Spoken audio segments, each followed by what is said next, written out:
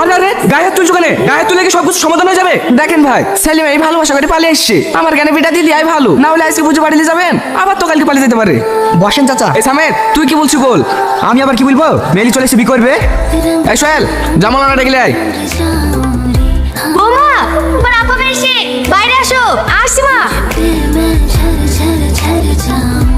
কি হলো ছাড়ো? ছাড়বো না, কিছুক্ষণ বাদ দিতে তোমাকে ছেড়ে চলে যাবো। আর একটু থাকো না।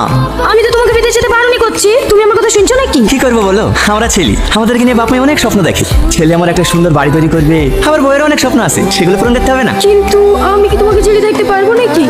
থাকলি কোথাকার, এই তো 6 মাস, দেখবে দেখতে দেখতে কেটে যাবে। তাড়াতাড়ি আয় টনি, খেলা ট্রেন মিস হয়ে যাবে। হ্যাঁ আসছি আসছি মা, আসছি আব্বা।